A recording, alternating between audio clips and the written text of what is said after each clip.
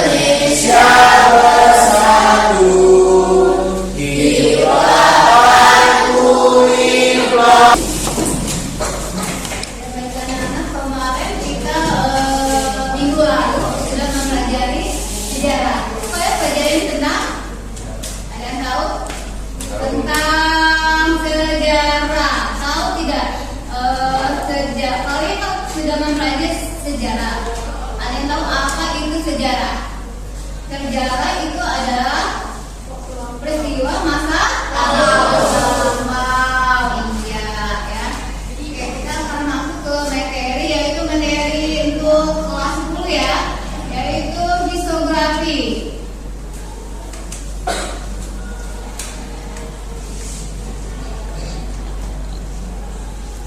Ya, di sini tahu nggak kalian apa pengertian dari fisiografi? Fisiografi adalah penulisan sejarah. Apa nak? Penulisan sejarah.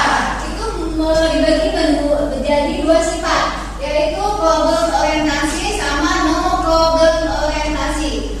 Kalau problem orientasi itu sejarah menulis dengan cara apa? Dengan cara, ada yang tahu? Dengan cara langkah-langkah metodenya, ya. Yang kedua itu non orientasi, itu menulis dengan cara apa? Dengan cara penulisnya dengan penulis saja, tidak pakai langkah-langkah. Di sini Ibu akan menjelaskan fisiografi ada 3. 1, fisiografi apa? Tradisional. 2, fisiografi kolonial. 3, fisiografi modern. Di sini Ibu jelaskan ya. Fisiografi modern itu adalah fisiografi yang artinya apa? Apa nak? Fisiografi? Ada yang tahu fisiografi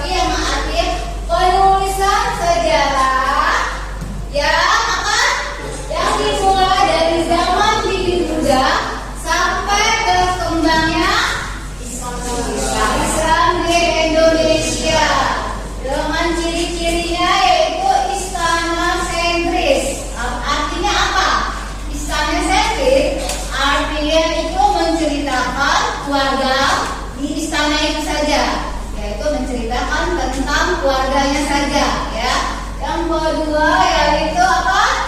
Regius Magis. Itu artinya menceritakan raja. Raja itu mempunyai ilmu gaib sehingga para pengikutnya itu takut sama raja karena raja itu memiliki apa? Regius Magis. Yang ketiga apa? Regius Magis apa? Regius Centris ya. Itu artinya wilayah kekuasaan dikuasai sama siapa? Sama raja. Ya, ini kan tentang kerajaan. Yang keempat, etnosentris. Apa namanya etnosentris? Itu dia mengunggulkan apa? Wilayahnya. Berarti membanggakan wilayahnya sendiri. Oke. Nah, ini contoh-contohnya ya dari pertama. Pertama itu ada babat Majapahit. Ini contoh dari penulisan sejarah menurut apa tadi? Tradisional. Sini ada candi kerajaan Majapahit dan sini ada raja dari Aceh. Dan kedua itu ibu terangkan hidrografi apa? Kolonial.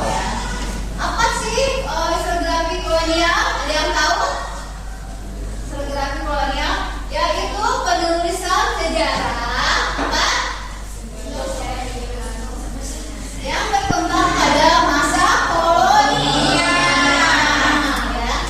Begitu juga ada ciri-cirinya. Nah, satu ciri-cirinya itu pertama itu fokus kepada penghidupan Belanda. Ya, Belanda di Indonesia. Kenapa? Bangsa Indonesia itu pada saat itu fokus ke Belanda karena Belanda itu berkuasa pada saat dia mendiami di Indonesia. Ya, begini nih ceritanya. Tahu kan Pangeran Penegoro? Tahu. Pangeran Penegoro itu pada saat itu dia membela keluarganya pada saat ditahan sama Belanda. Pangeran Penegoro adalah pahlawan Indonesia. Sedangkan Belanda menilai Pangeran Penegoro itu adalah pemberontak. Begitu juga begitu juga si Pitung. Pitung adalah apa?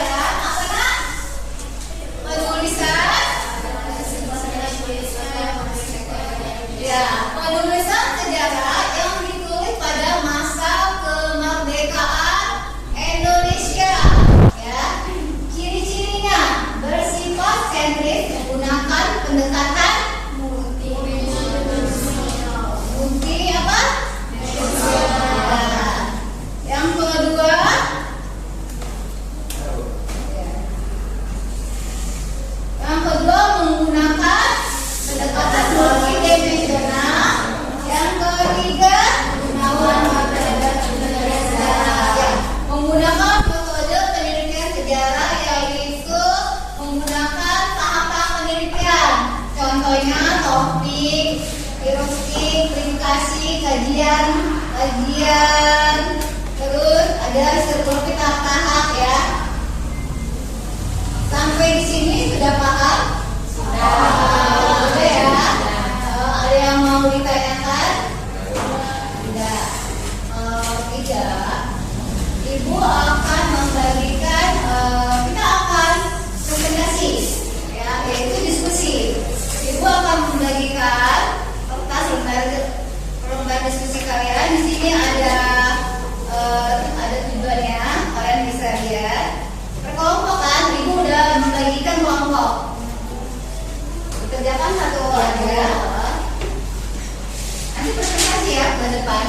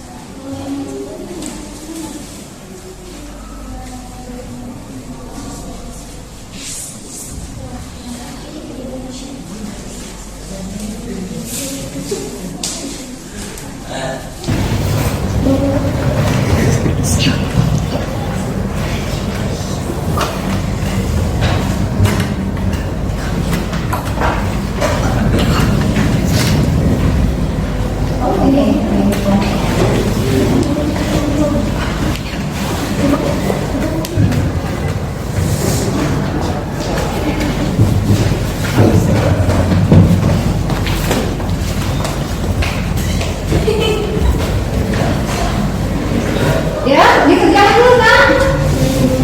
Nanti dulu. Ya, inilah yang masih.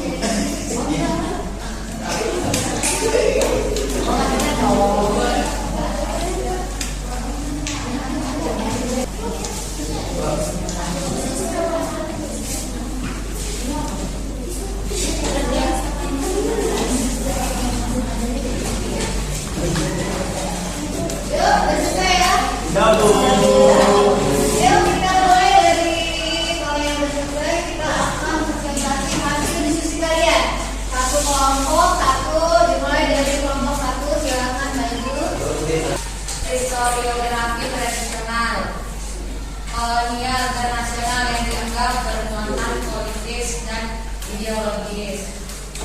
Sikap menulis menjadi tidak kritis dan objektif. Secara garis besar ada 3 karakteristik utama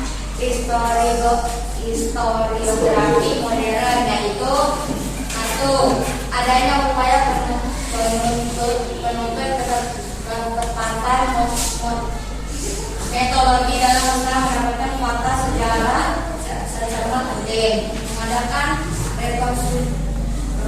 rekonstruksi sebaik mungkin dan menerangkan setempat mungkin sesuai kaitan dengan ilmiah. 2. Historiografi modern mengkritik historiografi nasional yang dianggap bertendensi menghilangkan peran unsur asing dalam proses membentuk keindonesiaan. 3. Memunculkan peranan rakyat kecil cilik sebagai pelaku sejarah dalam tulisannya. Contoh, tinjauan kritis tentang sejarah Banten karya BR Hussein Tediningrat. Yang lain ada yang mau menanggapi ya? Kelompok 2, kelompok 3, kelompok 4, ada yang menanggapi? Apa tadi pertanyaannya? Jelaskan konsep apa? Historiografi muncul di Indonesia. Ya. Islam David muncul di Indonesia itu pada awal kemerdekaan. Awal kemerdekaan itu tanggal berapa nak? 17 Agustus. Beri tepuk tangan. Apa buat?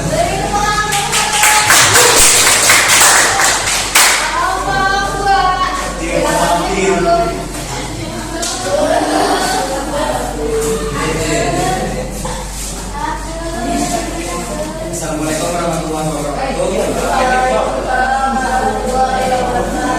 Perkenalkan, nama saya Abdul Hingga. Saya akan mempresentasikan hasil diskusi saya mengenai bagaimana kemunculan historiografi di Indonesia. Historiografi di Indonesia mulai muncul dan berkembang pada masa kerajaan Hindu-Buddha dan terus berkembang selama berabad-abad lamanya melalui pengaruh agama, politik, dan perubahan sosial di Nusantara. Baik, sekian presentasi dari saya. Saya akhiri. Wassalamualaikum warahmatullahi wabarakatuh. Kalau jika ada yang mau menanggapi, saya persilakan. Satu, tiga, empat, silakan. Tidak ada yang menanggapi? Tidak, Bu. Assalamualaikum warahmatullahi wabarakatuh.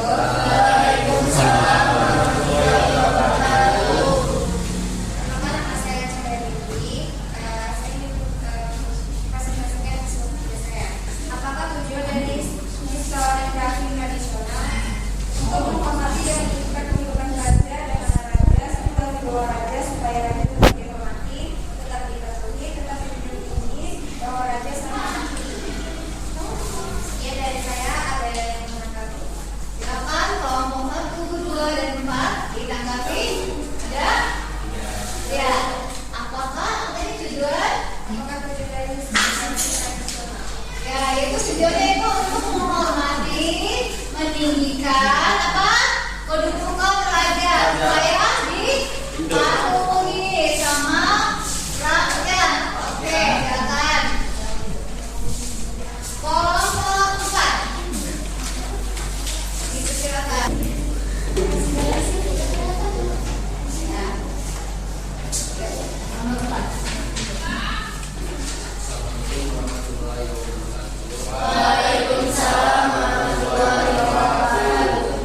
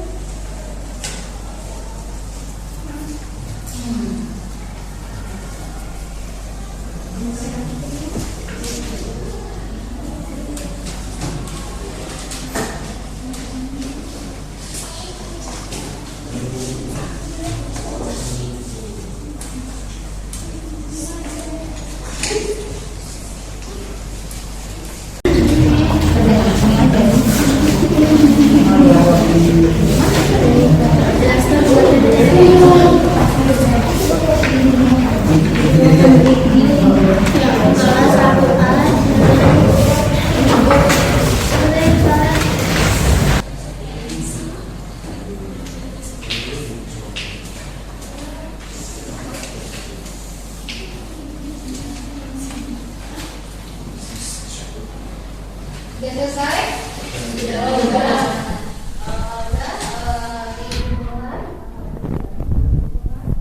Semuanya bahan ajaran, evaluasinya, tentang PD-nya dikumpulkan.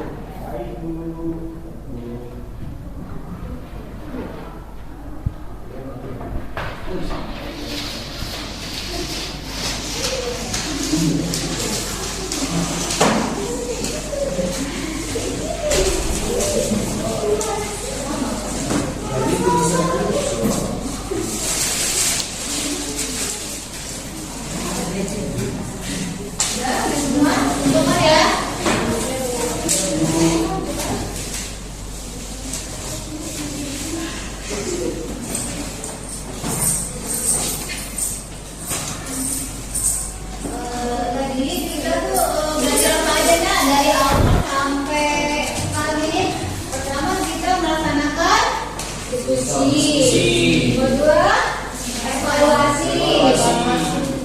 Jadi hasil dari diskusi, hasil dari isografi, ada yang tahu hasil dari diskusi? Yaitu hasil dari diskusi isografi adalah, ada yang tahu? Yaitu suatu kisah masa lampau yang dituliskan oleh sejarawan berdasarkan fakta. Itu hasil diskusi hari ini ya. Sekarang ibu mau tanya, apakah kalian semangat? Masih. Itu yang ada sedikit nggak? Ada kan? Ada sedikitnya. Jadi kita harus menjadi semangat. Kita sedikit dulu ya. Baik.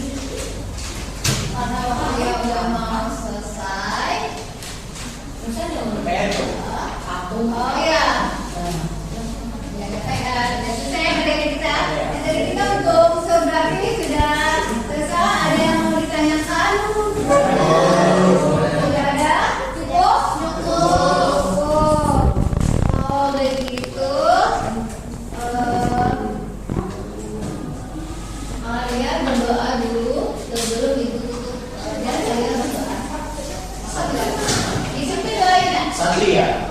Satria penting ya, Satria ya.